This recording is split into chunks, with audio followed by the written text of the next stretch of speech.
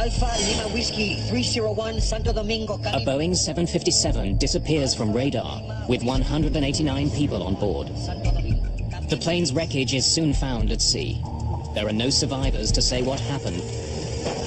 This accident was the first major loss of a Boeing 757 aircraft. Investigators find no clues in the wreckage. Only the plane's black box can tell them what happened. The tape raises a perplexing question. 301 Santo Domingo, come in, please. My airspeed indicator's not working. What's happening? How had the failure of one single instrument caused the crash of one of the world's most sophisticated jetliners?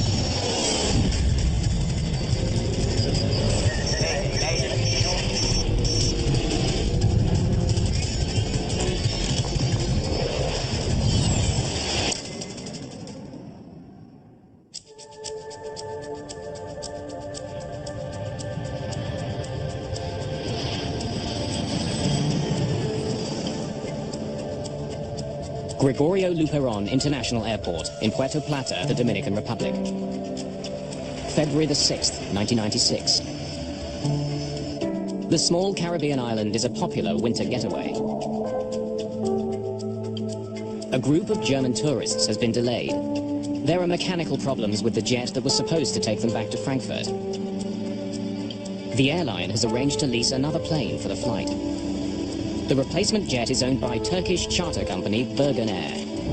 They have a 757 that's been sitting on the tarmac for almost 3 weeks. But it takes several hours to get the plane ready to go, and to get the Turkish crew aboard. By 10:15 p.m., the plane and most of its crew are at the gate. More than 4 hours after they were supposed to take off, the first of the passengers begin boarding the plane. They have a 9-hour flight to Frankfurt ahead of them.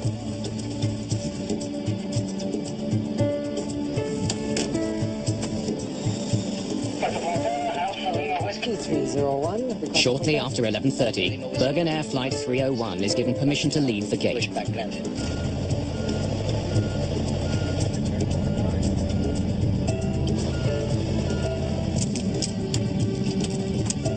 Moments later, it taxis to the threshold of the runway.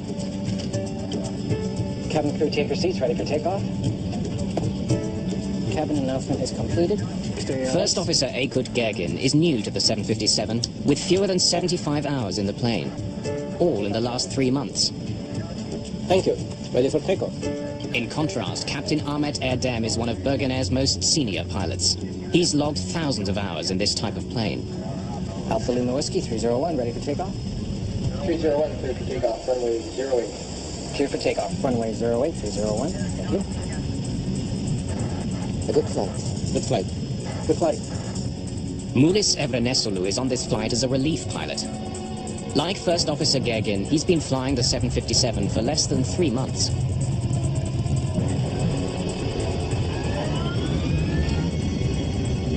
As the plane accelerates to takeoff speed, a light rain begins to fall. Power set. Here, check. First Officer Aykut Gergin watches his airspeed indicator for a routine instrument check. As the airplane's accelerating to takeoff speed, the first officer calls 80 knots. 80 knots. Check. The captain, in theory, should verify that his airspeed indicator also reads 80 knots. My airspeed indicator's not working.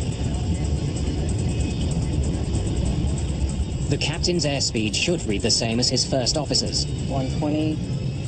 But the readings do not match. Is yours working? Yes, sir. You tell me. Erdem wants his first officer to tell him when the plane hits takeoff speed. V1. At 150 knots, the plane hits V1, the point of no return. Rotate. The captain must pull back on his column and get the plane in the air. Positive climb. Gear up. Positive climb. Gear is up.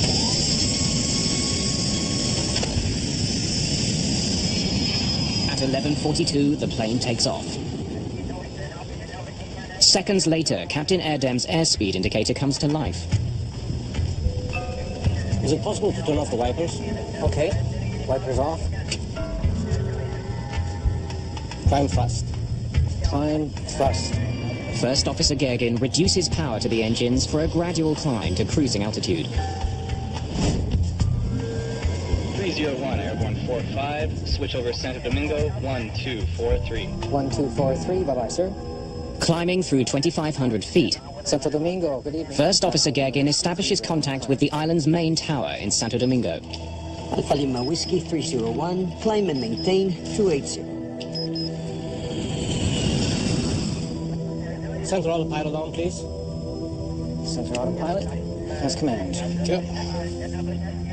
1 minute and 30 seconds into the flight, the autopilot takes over.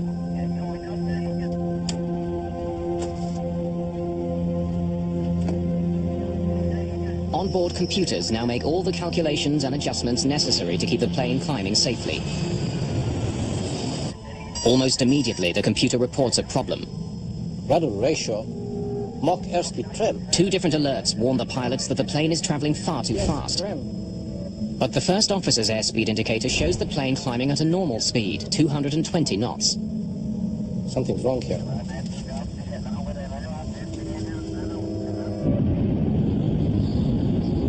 Unaware that there are any problems, the controller directs Birgenair Flight 301 to continue climbing.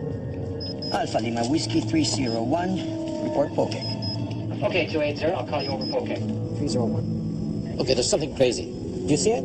In the cockpit, the situation gets more confusing. The first officer's airspeed indicator shows that the plane is flying much too slowly. Mine shows only 200 now, and decreasing, sir. But the captain's gauge shows the plane flying far too fast, 325 knots. Both of them are wrong. What can we do? Let's check the circuit breakers. Yes, sir.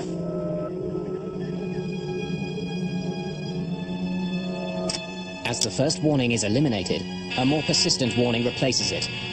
The overspeed warning tells the crew that they are approaching 350 knots, the maximum speed at which the plane was designed to fly at this altitude. Okay, it's no matter. Let's pull the airspeed. Let's see. Resetting the circuit breakers turns off the alarm, but it doesn't fix the problem. Captain Erdem's airspeed indicator still shows he's flying much too fast. Now it's 350, yes? Confused by the conflicting information, Captain Erdem decides to do what the plane wants. He slows down. Take that, like that. With terrifying results. The 757 is sending out warnings that are confusing the crew. Bewildered, the crew struggles to solve the problem. The lives of 189 people depend on them getting the answer right. Shortly after taking off from the Dominican Republic, Birgenair Flight 301 is in trouble. The cockpit is filled with an ominous sound, the stick shaker alert. The stick shaker warning is a warning of imminent stall. It means that the airplane is about to attain a speed so low that it cannot sustain flight.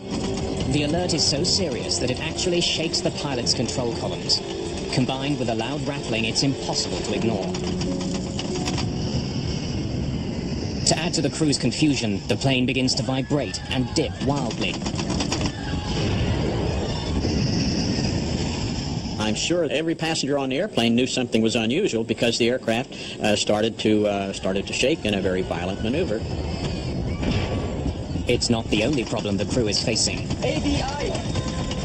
The attitude deviation indicator is basically a round gauge that on this airplane is a screen, but it's blue on the top and brown on the bottom, and it shows not only the pitch of the airplane, but also roll. On the gauge, blue represents sky. The more blue, the steeper the climb. Right now, it's showing that the plane's nose is pointing dangerously high. Then, more than 7,000 feet above the ocean, the plane rolls hard to the right and begins to plummet from the sky. From the time that the stick shaker activates, it is now going to require proper action from the flight crew to sort this out, or they will end up losing control of it. The window of decisions is closing on them, for if they let it stall completely, maintaining control of the airplane will prove to be very difficult. Captain Erdem struggles desperately to get his plane to climb. Nose down. He has just a few thousand feet to pull a 100-ton airliner out of a deadly stall. The less experienced pilots utter prayers and offer suggestions. Thrust! ABI! 301, squawk 377. Stand by. Air traffic control is still unaware that Flight 301 is in grave danger. The timing! What am I to do? You can level off, our altitude's okay. The plane is falling fast. Okay, 5,000 feet. Captain Erdem is trying to fly a plane that's become virtually uncontrollable. Thrust levers, thrust! Gegin pushes the throttles to full power, but it doesn't help. The plane spirals towards the sea.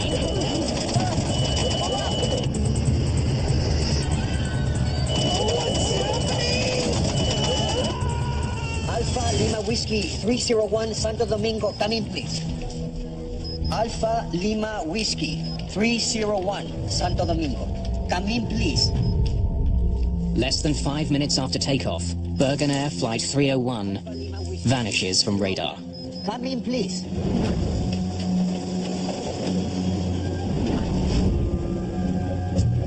The Dominican Navy begins searching for the missing plane and its passengers. En route, I was always thinking of what I would find. I thought I would find people screaming, people yelling, asking for help. They discover something very different. The strong smell of jet fuel hangs over the water. Pieces of wreckage float on the waves. I thought to myself, there was no one alive here. We didn't see any survivors, and we didn't see bodies. I really thought the plane had disintegrated on impact. Within hours, more than just wreckage begins floating to the surface.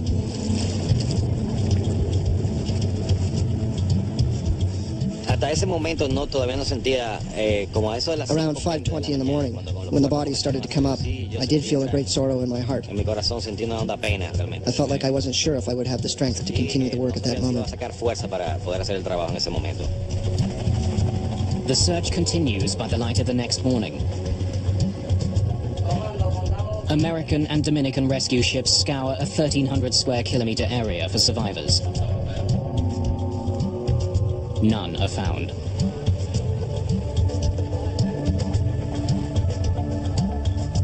Now it's up to the Dominican Republic's Aircraft Accident Investigation Bureau to find out what caused this accident. We established a base camp at a hotel on the Cabareta beach, which is directly south of the accident site. Over the next couple of days, investigators, reporters, and some of the victims' families arrive at the hotel.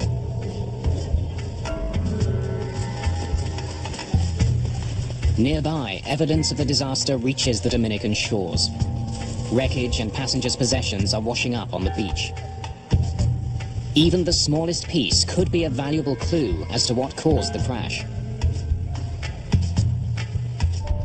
The USA's National Transportation Safety Board agrees to assist the Dominicans with their investigation. Dominican Republic. I'm Manuel Sufron. They send an investigator to Puerto Plata. We could see that this was going to take some international cooperation to get to the bottom of the event. Robert McIntosh will also provide support from the NTSB's Washington offices. Any signal from the recorders? This particular accident was the first major loss of a Boeing 757 in the water. There was added urgency because the aircraft was going into the livery of many American-operated airlines and on the market for the worldwide passenger service. In order to understand what had happened here, we only had one key. That key was the black boxes. Like all commercial airliners, the Boeing 757 carries a cockpit voice recorder that records all the sounds in the cockpit, and a flight data recorder that records a wealth of information about the plane's operation during flight. We've got underwater locator beacons on these recorders. They work for 30 days upon immersion. But the ocean where the plane crashed is over 7,200 feet deep. We needed to locate them before the signals faded, and we also needed to remove them before the data was damaged by salt water, so we were in a race against time. The NTSB enlists the help of the US Navy, who hire a submersible called the Curve. CURV stands for the Cabled Underwater Recovery Vehicle. It's a tethered vehicle. It has an umbilical, and it's controlled by an umbilical. It's not autonomous. The CURV is essentially a remote-controlled submarine, which can work at depths no manned submarine could handle.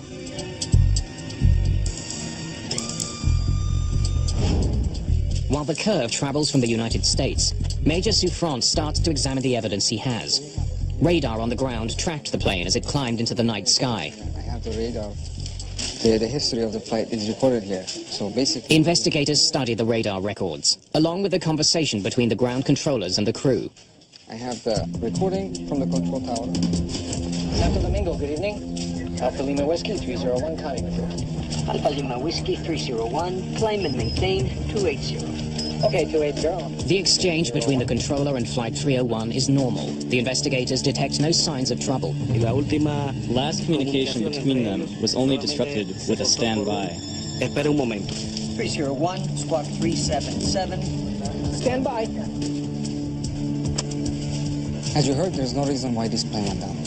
What had caused something to go wrong to interrupt the flight path of the aircraft so rapidly? Certainly, it was a good question for us.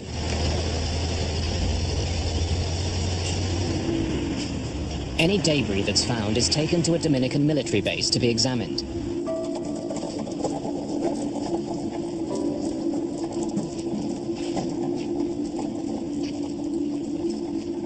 Investigators comb through the wreckage they've recovered.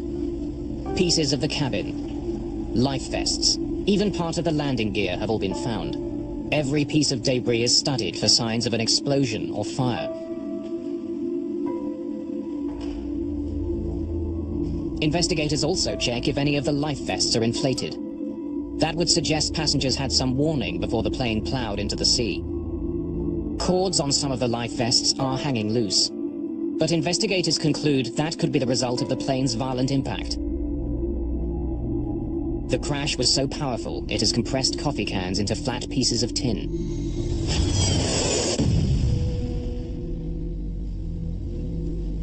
The wreckage tells investigators that the crash of Birgenair Flight 301 was sudden and violent. But they find no evidence that there was an explosion on board. Major Souffrant looks into the possibility that the plane, which was called into service at the last minute, may not have been ready for the flight. Manuel Souffrant. Hi. I'd like to see some records of the Birgenair plane. Oh, they're right here. This is it.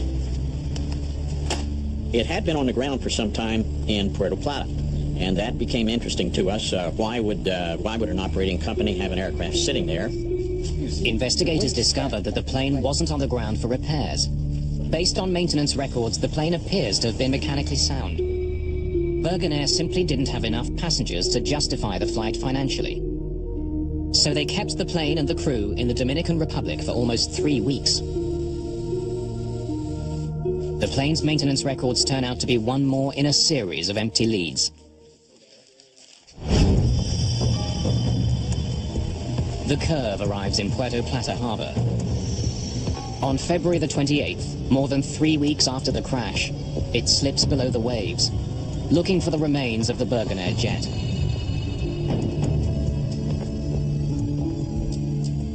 It takes the robotic submarine 2 hours just to descend the 7,200 feet to the ocean floor.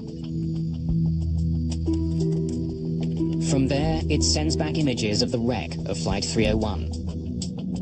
The cockpit pretty much was sitting upright, and it was pretty much the nose of the plane, you know, and you could see the front part of it. It was obviously banged up and cracked and fragmented. The clues investigators need to solve the mystery of this plane crash lie somewhere amongst the plane's twisted wreckage. The flight's black boxes are the top priority. The CURV quickly picks up the signal from a pinger on one of the units. Operators must now maneuver the sub towards the sound. They have to be able to see the boxes to pick them up with a robotic arm.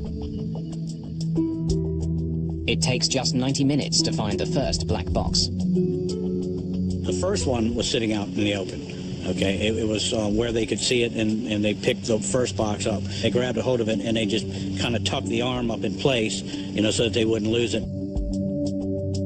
The second black box is also heard, But after almost 2 hours, the curb's cameras still can't see it. You know, they knew it was right there, and they were searching around a debris pile, and they could not physically see it, you know, with the cameras of the vehicle.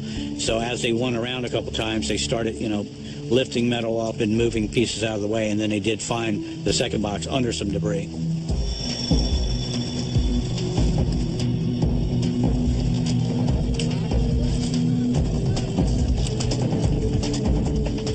Flight 301's flight data recorder and cockpit voice recorder are brought to the surface and loaded onto a waiting jet. Within hours, the black boxes are at the NTSB labs in Washington, D.C.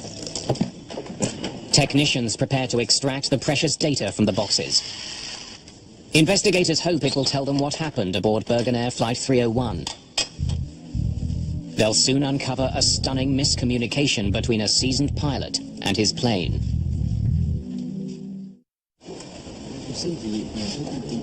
To unravel the mystery of Birgenair Flight 301, investigators are counting on the plane's black boxes.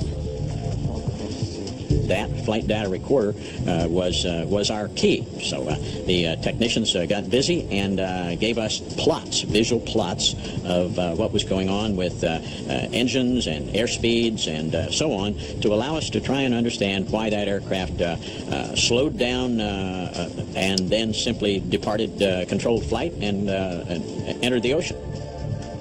Ah, that's great. That shows us all we need to see for now. So it's all the flight data recording. It's on a timeline. Top is the pitch. We've got the airspeed and the altitude. But check out the timeline, 44. Investigators immediately notice something unusual about the flight. 15 degrees pitch, nose up. Seems high. It's almost the maximum. And then it stays that way. The plane began climbing normally. Center autopilot on, please. But investigators noticed that shortly after the autopilot was switched on, the plane's nose pitched upward. They also see that the plane's airspeed seems much higher than it should be. 350 knots. It can't be right. Oh, there's definitely something wonky about the airspeed numbers. This brought us to the question of perhaps we should be looking over on the other side at the cockpit voice recorder and see what kind of information was coming from there. Can you chew that up and play? Investigators soon start filling in the missing pieces of the puzzle. 80 knots. My airspeed indicator is not working. They learn that Captain Erdem noticed that his airspeed indicator wasn't working. Yours working? Yes, sir. You tell me. V1. Rotate. But Erdem didn't think the problem was serious enough to abort his takeoff.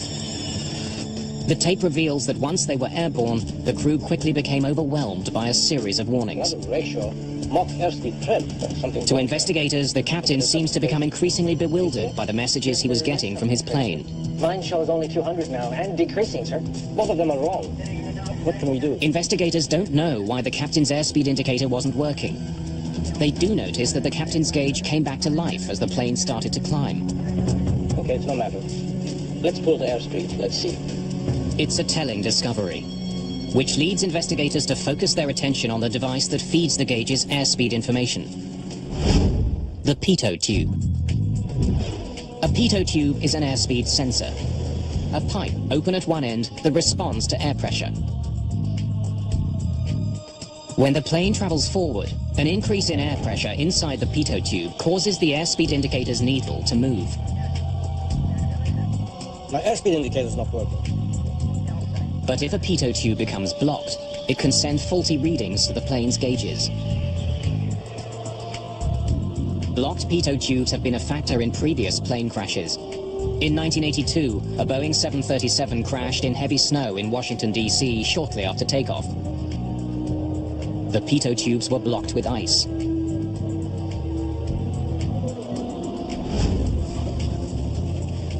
Investigators suspect that the pitot tube which fed the captain's airspeed indicator on the Birgenair jet was somehow blocked. But they know ice can't have blocked the tubes of a plane taking off from a Caribbean island.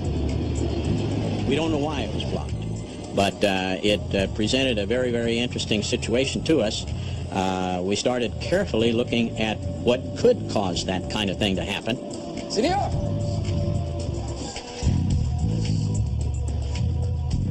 Major Souffrant has a theory. He returns to question the airplane's mechanics. Senor Souffrant.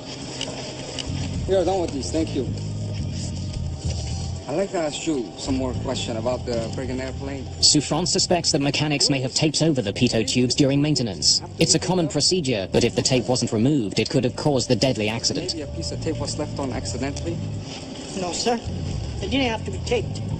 We never did anything with the pitos. Did you put the pitot covers back on them when the maintenance was finished? It didn't have any covers with it. We didn't take any off, and we didn't put any on.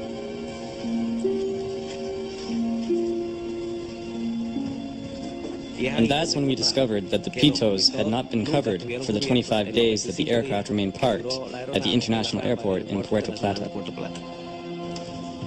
A pitot cover slips over the end of the tube. Regulations state that these covers must be installed any time a plane will be on the ground for an extended period of time. A prominent flag is meant to remind pilots and technicians to remove them again before takeoff. Investigators find that the Birgenair pitot tubes were never covered, and somehow the uncovered pitos had become blocked. Recovering the tube from the ocean floor is the only way for investigators to answer a pressing question. What blocked the pitot tubes? Nobody knows for sure. The evidence is 7,000 feet down in the Atlantic Ocean. But even if the pitot tubes were blocked, how could it have caused the crash of a modern jet and the death of 189 people?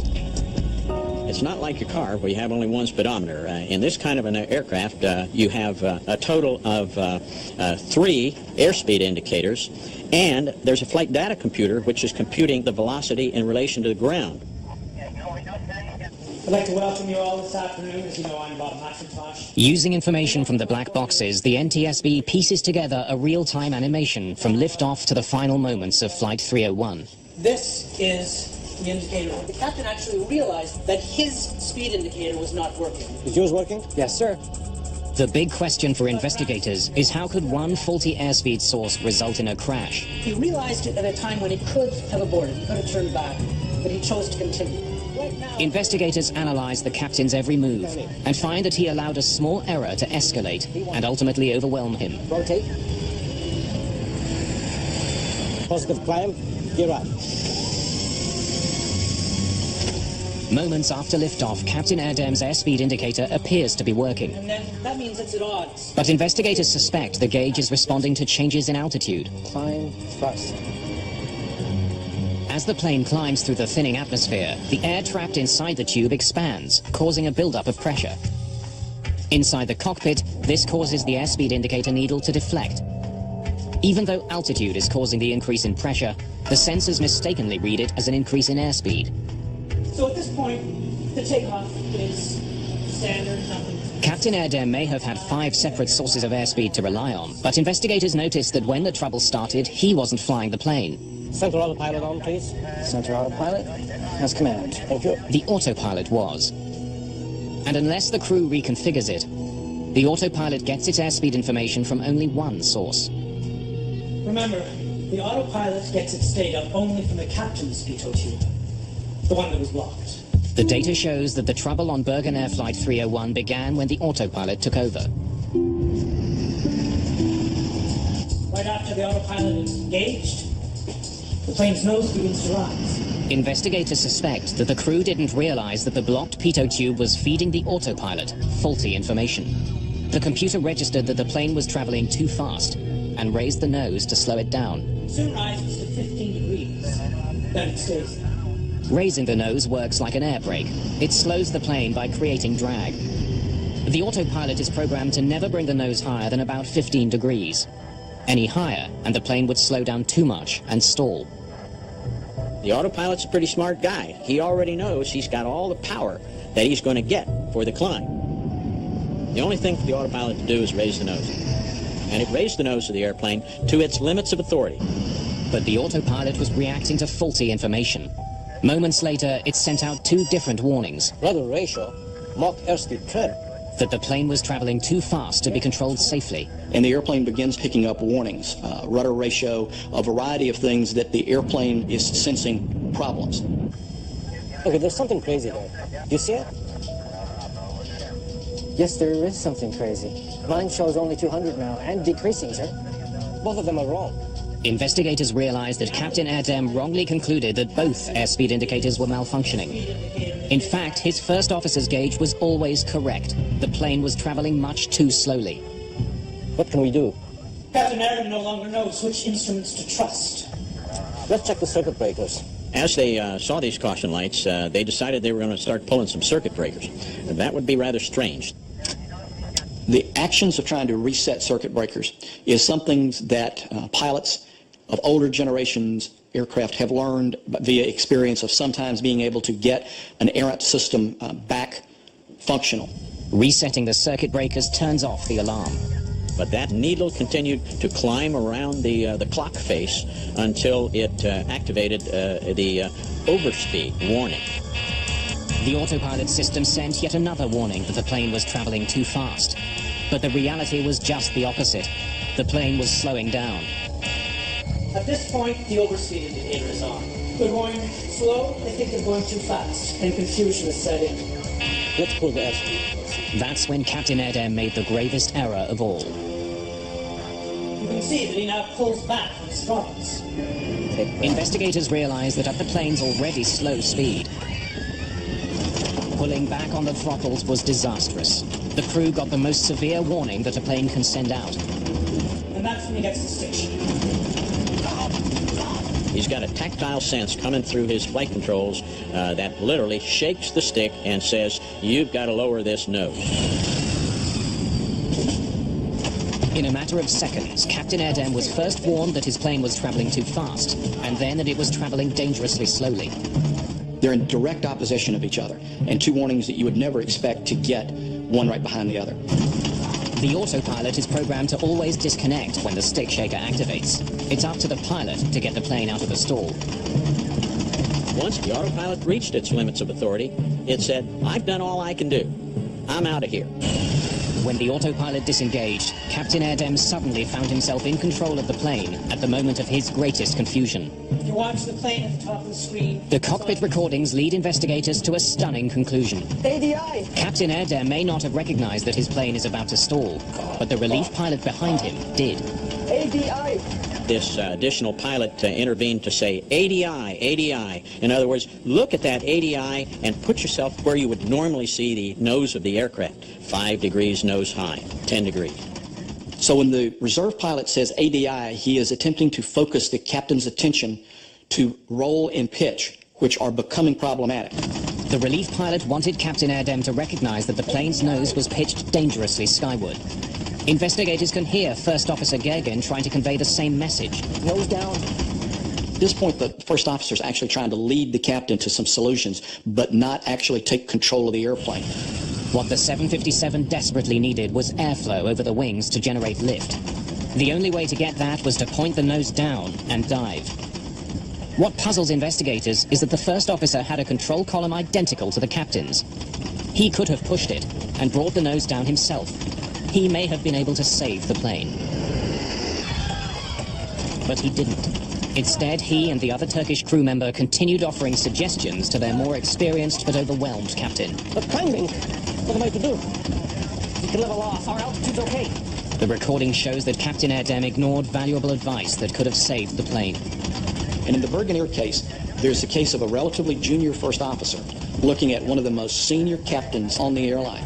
It is not culturally appropriate for him to say, "I'm going to take the airplane away from you."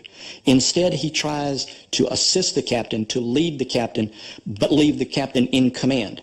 Other cultures, other training, other airlines may very well have required the first officer to physically take control of the airplane.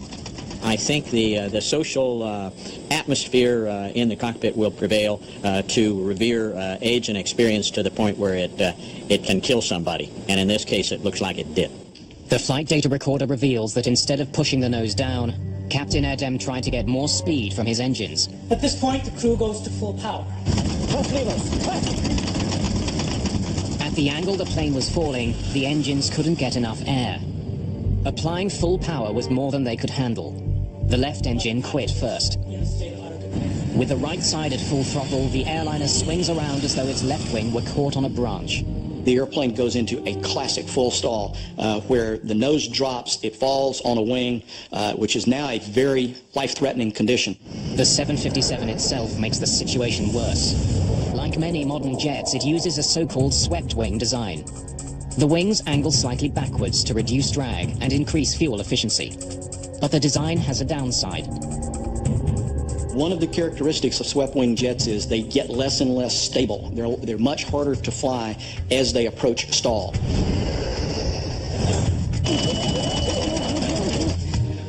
pull up! What's happening? What's happening?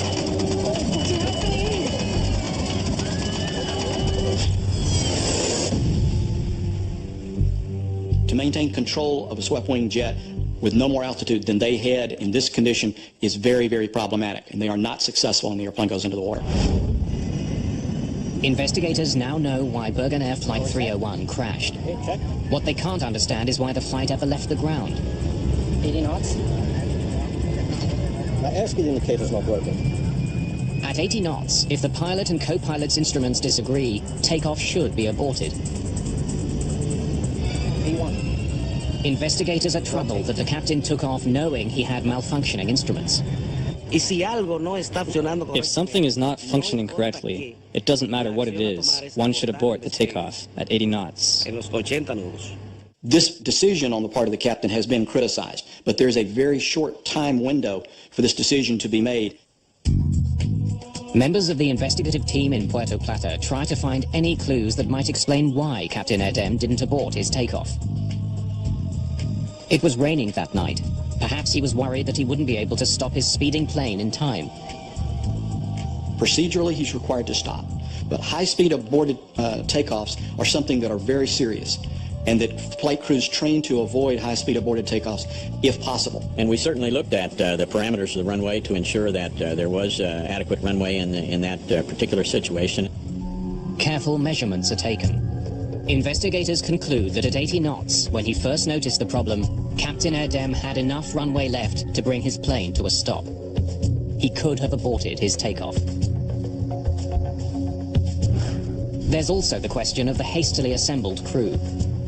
Investigators now wonder if the last-minute nature of the crew's call could have influenced their decision to take off. Birgenair started with a crew that probably didn't expect to fly that night. They didn't have adequate rest. They got out to the aircraft and perhaps were rushed in some of their planning. Investigators consider the possibility that the crew, who had been away from home for more than 2 weeks, were simply too eager to get home. 08301, thank you. A good flight. Good flight. Good flight. Y ahí viene el factor del homesick. This is the homesick factor, where minor problems are ignored in order to get back home.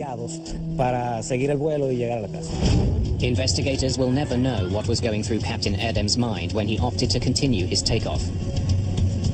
In this case, the airplane is accelerating rapidly enough. The first officer responds, B1, which is the commit to fly speed, and by training, now the decision window has closed. They need to fly. rotate. And immediately thereafter, they're airborne. Once the plane was in the air, its blocked pitot tubes caused Captain Erdem to make a series of critical mistakes. But how were the tubes blocked in the first place? Investigators will find that the deaths of 189 people was caused by something the size of a paperclip. Investigators now know that a blocked pitot tube led to a series of conflicting warnings that confounded Flight 301's captain. Now they want to know how those same warnings would affect other pilots. We went to a flight simulator, and in the simulator, we tried to recreate the conditions of what happened on the night of February 6, 1996. Gentlemen, stand by. The simulator showed investigators that an overspeed warning, followed by a stick shaker warning, caused even the most seasoned pilots to freeze. The contradictory warnings were potentially dangerous.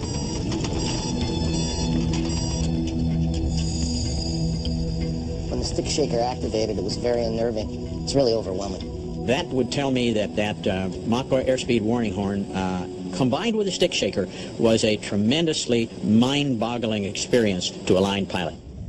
As a result, the FAA issues a directive that simulator training for all airline pilots must include a blocked pitot tube scenario.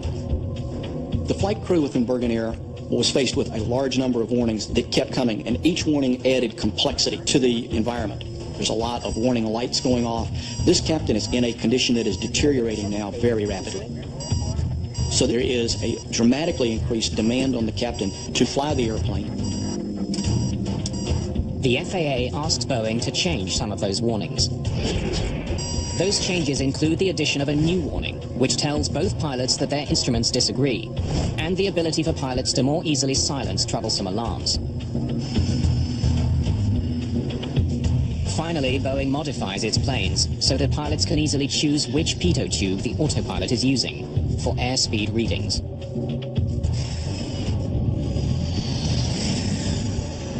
All told, more than 1,400 Boeing planes worldwide are affected by the new directives. One final question remains. What had blocked the plane's pitot tubes?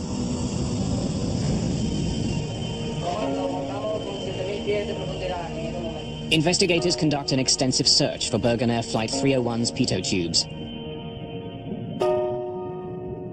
They are never found. But at Puerto Plata's airport, they don't have to look far to find the likeliest suspect. It's not ice, and it's not dirt. We know that the area around Puerto Plata has a lot of bees and wasps and animals and birds and insects that like to build nests. One of the insects is well known to pilots flying out of the Dominican Republic. It's called the mud dauber wasp. Bug experts tell investigators about an extraordinary connection between the wasps and a pitot tube. Cuando las avispas albañilera está buscando un área para construir su nido. When a mud dauber is looking for an area to build its nest, it's looking for a site, a place that's more or less tubular. Que tenga algo tubular. Cuando las avispas. When the mud daubers make their mud nest, the mud, when it dries, hardens and condenses. It gets hard. Mud dauber wasps are squatters that make their nests in available places, like crevices in homes, or even the pitot tubes of planes. La razón del que el avión estuviera tanto día parado. That the plane was stopped for so long, 25 days, was enough time for any species of the mud dauber to build its nest in the pitot tubes. Investigators can only conclude that mud dauber wasps blocked the uncovered pitot tubes that fed the captain's airspeed indicator, which caused it to malfunction. They didn't put covers on the pitot tubes. So at some point in time, extended time, there was an opportunity to get something like a mud dauber in that pitot tube. Investigators have their answer. On February the 6th, 1996, a tiny insect led to a series of mistakes that brought down an airplane and changed the design of the world's most successful series of airliners.